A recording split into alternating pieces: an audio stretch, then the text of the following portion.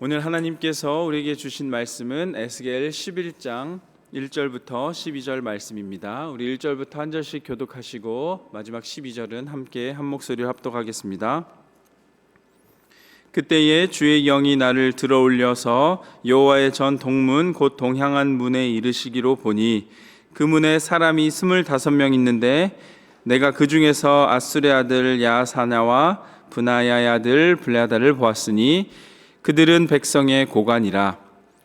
그가 내게 이르시되 인자야, 이 사람들은 불의를 품고 이 성 중에서 악한 꾀를 꾸미는 자니라. 그들의 말이 집 건축할 때가 가깝지 아니한즉 이 성읍은 가마가 되고 우리는 고기가 된다 하나니, 그러므로 인자야, 너는 그들을 쳐서 예언하고 예언할지니라. 여호와의 영이 내게 임하여 이르시되 너는 말하기를 여호와의 말씀에 이스라엘 족속아, 너희가 이렇게 말하였도다. 너희 마음에서 일어나는 것을 내가 다 아노라. 너희가 이 성읍에서 많이 죽여 그 거리를 시체로 채웠도다.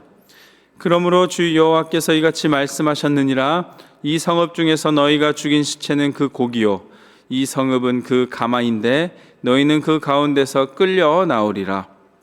나 주 여호와가 말하노라. 너희가 칼을 두려워하니 내가 칼로 너희에게 이르게 하고 너희를 그 성읍 가운데서 끌어내어 타국인의 손에 넘겨 너희에게 벌을 내리리니 너희가 칼에 엎드려질 것이라. 내가 이스라엘 변경에서 너희를 심판하리니 너희는 내가 여호와인 줄을 알리라.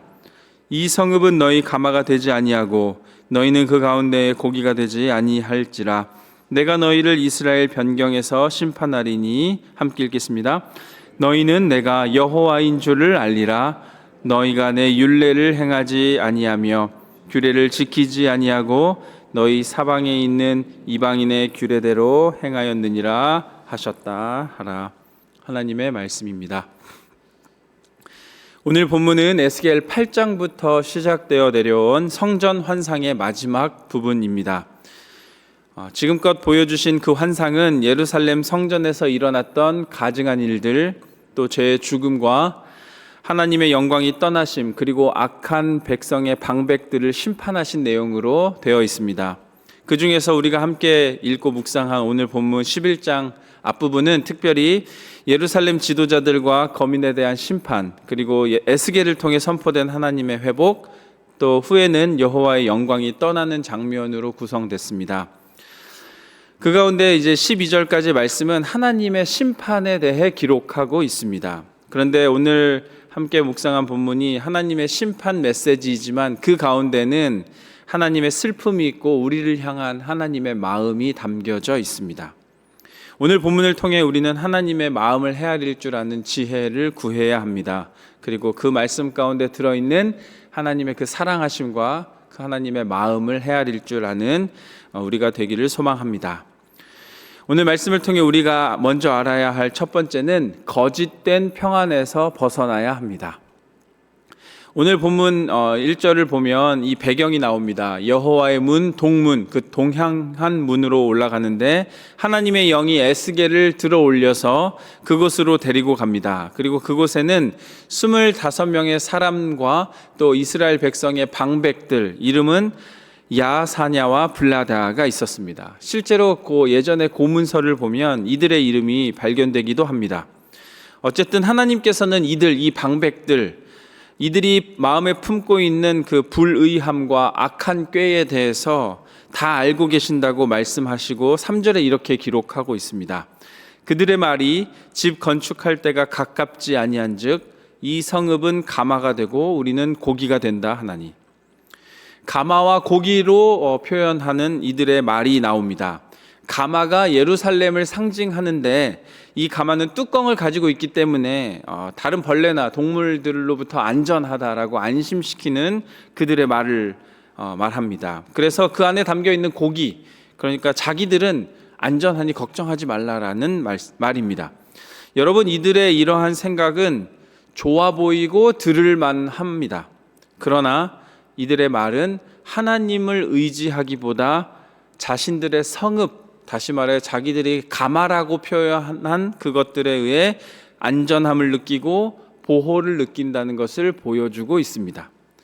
그리하여서 하나님을 의지하기보다 자신들의 성읍 그리고 자신들의 강한 군사력을 더 의지하는 잘못된 태도를 고스란히 보여줍니다. 한마디로 이들은 이스라엘을 이끄는 지도자로서 하나님을 하나도 신뢰하지 않고 있습니다.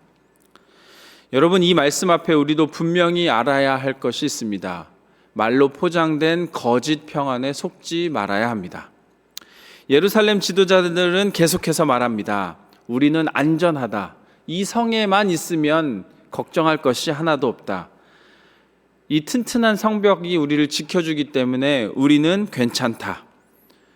여러분, 우리의 삶에도 이러한 말로 표현된 거짓 평안이 있지는 않습니까? 우리에게 익숙한 예배당, 여전히 변하지 않는 일상 속에서 때로는 나도 모르게 하나님 없이 살아갈 수 있을 것 같고 넉넉한 물질이 있으면 뭔가 해결될 것 같은 그런 우리의 모습들이 나타날 때가 참 많습니다. 때로는 어떤 문제 앞에서 이런 문제는 나 정도면 충분히 감당할 수 있다라는 생각을 할 때도 참 많이 있습니다. 그러나 여러분, 하나님 없는 편리함, 하나님 없는 거짓된 평안은 한숨과 마찬가지입니다. 우리가 회개하지 않고 말씀에 순종하지도 않으면서 그저 하던 대로 예배하고 그저 드리던 대로 간절함 없는 기도만 올려드린다면, 그리고 습관처럼 우리가 믿음 생활하고 신앙 생활 한다면 그것은 결국 우리의 인생에서 한 번 내쉬고 말아버리는 한숨과 다를 것이 없습니다. 여러분, 여전히 우리도 하나님 없이 나의 안정을 찾고 헤매고 있지는 않습니까? 마치 오늘 본문 에스겔의 방백들처럼 우리는 가마 안에 있으니 괜찮다. 그 뚜껑과 가마가 우리를 지켜줄 거야 라고 스스로 안위하며 그 속에 속아 넘어간 채로 살아가고 있지는 않습니까? 하지만 오늘 하나님께서는 말씀을 통해 그런 거짓된 안정감을 깨뜨리기를 원하십니다. 하나님이 빠진 평안은 결코 참 평안이 아닙니다. 그것은 한숨과 마찬가지로 심판 앞에서 드러날 수밖에 없는 사실입니다. 여러분, 오늘 말씀 앞에 하나님 없는 거짓 평안을 벗어버리시기를 소망합니다. 이것이 하나님의 마음입니다. 하나님께서 우리에게 들려주고자 하시는 하나님의 사랑입니다. 여러분, 하나님은 그 한숨과 같은 것들을 내쉬어버리시기를 원하십니다. 그리하여 인간적인 계산, 때로는 습관적인 예배, 위선적인 기도, 이 모든 걸 내려놓고 하나님 말씀 앞에 올바로 서서 참된 평안, 곧 말씀과 회개 위에 세워진 하나님이 함께 하시는 샬롬의 평안 붙드시기를 하나님께서는 간절히 원하고 계십니다. 이것을 기억하시는 오늘 새벽 되기를 소망합니다. 두 번째, 우리가 알아야 할 것은 하나님의 시선은 마음에 있다는 사실입니다. 5절 말씀을 우리 한번 같이 읽어보도록 하겠습니다. 여호와의 영이 내게 임하여 이르시되 너는 말하기를 여호와의 말씀에 이스라엘 족속아 너희가 이렇게 말하였도다. 너희 마음에서 일어나는 것을 내가 다 아노라. 아멘. 내가 너희 마음에서 떠오르는 것을 다 아노라. 여러분, 하나님의 말씀은 우리의 마음을 향하고 있습니다. 또 하나님의 시선은 우리의 겉모습보다 우리의 속사람을 바라보고 계십니다. 하나님의 말씀을 듣는 이 새벽, 지금 이 순간 우리는 어떤 마음을 품고 있습니까? 보통 우리는 겉모습을 봅니다. 그래서 누군가의 말투나 표정, 그 사람의 행동, 됨됨이를 보고 판단합니다. 그래서 우리는 보이는 대로 판단하고 따를 때가 참 많습니다. 하지만 하나님은 그 사람, 각 사람의 마음의 중심, 그 마음 속에서 일어나는 사람들의 생각과 의도를 바라보시는 분이십니다. 오늘 본문의 이스라엘 방백들은 거룩한 말도 했고 또 백성들을 이끌고 있었습니다. 하지만 그들 마음속에는 하나님의 말씀을 따르기보다 자신들의 계획과 자신들의 욕심, 그 계산이 자리 잡고 있었습니다. 오늘 본문 2절이 그것을 뒷받침해 주고 있습니다. 2절에 이렇게 기록합니다. 그가 내게 이르시되 인자야, 이 사람들은 불의를 품고 이 성중에서 악한 꾀를 꾸미는 자니라. 불의를 품었고 악한 꾀를 꾸민다. 이 말이 당시 이스라엘 방백들이 자신의 유익을 위해서 그 사람들, 백성들을 정치적으로, 종교적으로 계산하고 이용했다는 사실을 보여줍니다. 지금 이 사람들은 나라의 위기 속에서도 자기의 욕심을 채우기 위해 불의를 품었고 악한 꾀를 꾸미는 자기 배만 불리던 악한 방백들이었습니다. 하나님께서는 이런 악한 방백들을 심판하시는 것입니다. 여러분, 우리는 이런 사람들을 심판하시는 하나님을 바라보며 분명히 알아야 합니다.